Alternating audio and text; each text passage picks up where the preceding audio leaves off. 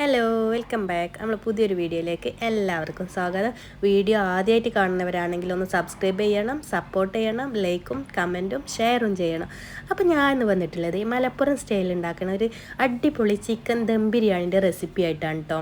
അപ്പോൾ അതിന് വേണ്ടിയിട്ട് ഞാൻ പാൻ അടുപ്പത്ത് വെച്ചിട്ടുണ്ട്. ഞാൻ റൈസും മസാലയും ഒരുമിച്ച് ഉണ്ടാക്കാൻ വേണ്ടിയിട്ടാണ് 2 പാൻ വെച്ചിട്ടുള്ളത് കേട്ടോ.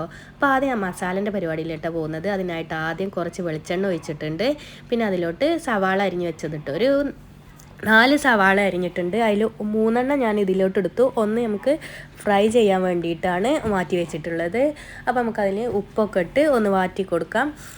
അപ്പോഴേക്കും നമ്മളെ ഫ്രൈ ചെയ്യാനുള്ള എണ്ണ ഇവിടെ ചൂടായി വന്നിട്ടുണ്ട്. അതിലോട്ട് മാറ്റി വെച്ച ഉള്ളി ഇട്ടൊന്ന് ഫ്രൈ ചെയ്തെടുക്കുക. അപ്പോഴത്തേന് നമ്മൾ വഴറ്റാൻ വെച്ച ഉള്ളി അവിടെ വാടി വന്നിട്ടുണ്ട്. ഇനി നമുക്ക് ചതച്ച് വെച്ച വെളുത്തുള്ളി, ഇഞ്ചിയും പച്ചമുളകും ഒന്നുകൂടി വഴറ്റി കൊടുക്കുക. നമ്മൾ ഫ്രൈ ചെയ്യാൻ വെച്ച ഉള്ളി ഇടയ്ക്കൊന്ന് ഇളക്കി കൊടുക്കണം കേട്ടോ. അത് പെട്ടെന്ന് തന്നെ കരിഞ്ഞു പോകും. അപ്പോൾ ഇത് നോക്കിക്കൊണ്ട് നിൽക്കും വേണം. ഇനി ഇതിൻ്റെ പച്ചമണം മാറുന്നത് വരെ ഒന്ന് നല്ലപോലെ വഴറ്റി കൊടുത്തിട്ട് നമുക്ക് തക്കാളി ഇട്ട് കൊടുക്കുക. എണ്ണയ്ക്ക് തെളിഞ്ഞ് വന്ന് റെഡി ആയിട്ടുണ്ട്. അപ്പോൾ നമുക്ക് തക്കാളി ഇട്ട് കൊടുത്ത് ഒന്നുകൂടി ഇളക്കി കൊടുക്കുക.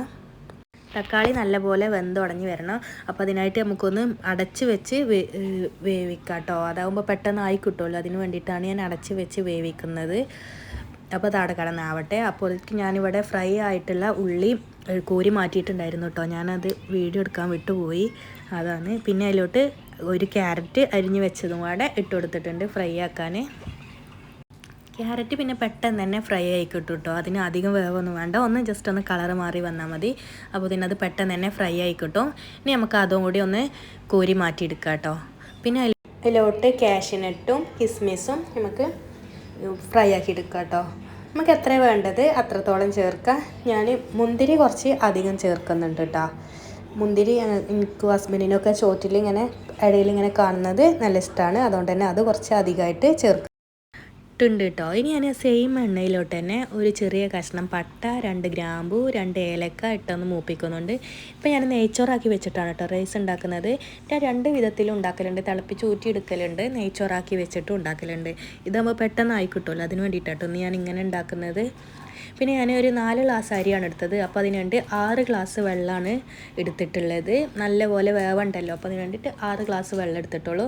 ഇനി നമ്മൾ ഫ്രൈ ചെയ്ത് വെച്ച ഉള്ളിയിൽ നിന്ന് ഒരു നുള്ളു ഉള്ളി എടുത്തിട്ട് അതിലിട്ട് കൊടുക്കുന്നുണ്ട്. ഉപ്പ് ഇട്ടൊന്ന് തിളക്കാൻ വേണ്ടിയിട്ട് വെച്ചിട്ടുണ്ട് കേട്ടോ.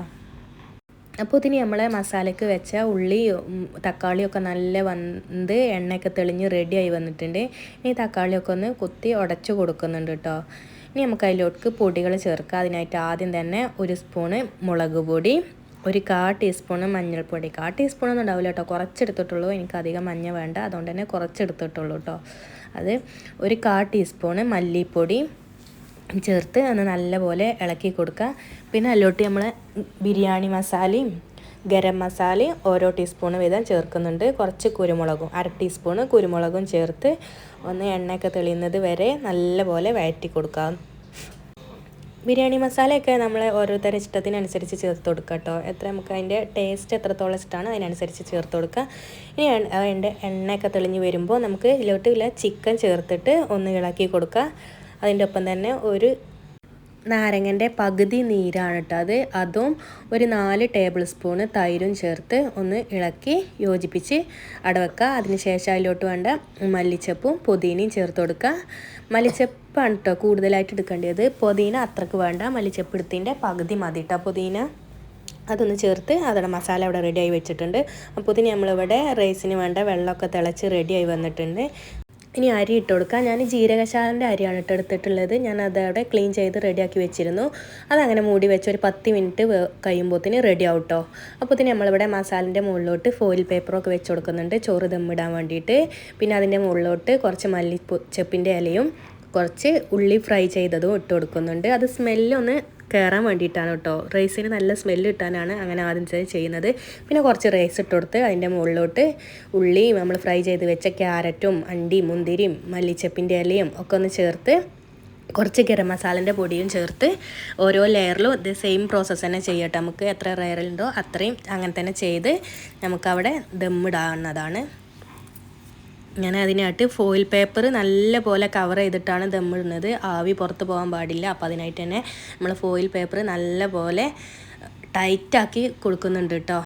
മസാല തിളക്കുമ്പോൾ അതിൻ്റെ ആവി ആ റൈസിലോട്ട് വന്നാലേ ആ മസാലേൻ്റെ ടേസ്റ്റും മണവും ഒക്കെ അതിൽ കയറുള്ളൂ. അതിന് വേണ്ടിയിട്ടാണ് നമ്മൾ ആവി പുറത്ത് പോയതെന്ന് പറയുന്നത്. അപ്പോൾ നമ്മൾ ഫോയിൽ പേപ്പറൊക്കെ നല്ല കവർ ചെയ്ത് വെച്ചിട്ടുണ്ട് കേട്ടോ. ഒരു ഗ്യാപ്പൊന്നും ഇല്ലാതെ നല്ലപോലെ സെറ്റാക്കി വെച്ചിട്ടുണ്ട്. ഇനി നമുക്ക് അടച്ച് കൊടുത്ത് ഒരു 10 മിനിറ്റ് നല്ല തീയിൽ ആവി ഒന്ന് വരുന്നത് വരെ വേവിക്കുക. എന്നിട്ട് നമ്മൾ അതിൻ്റെ മുകളിൽ എന്തെങ്കിലും ചെറിയതായിട്ടുള്ളൊരു കനം വെച്ച് കൊടുത്ത് ഒരു അരമണിക്കൂർ അങ്ങനെ ചെറിയ തീയിൽ ദമ്മിട്ടാൽ മതി.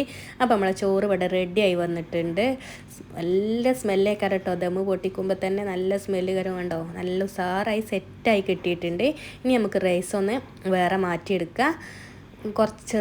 കുറച്ചീച്ച അങ്ങനെ എടുത്ത് നമുക്ക് മാറ്റി കൊടുക്കുക. അപ്പോൾ നമ്മൾ റൈസും മസാലയൊക്കെ സെറ്റായി വന്നിട്ടുണ്ട് കേട്ടോ. നല്ല അടിപൊളി ബിരിയാണിയാണ്. അപ്പോൾ എല്ലാവരും ഉണ്ടാക്കി നോക്കി അഭിപ്രായം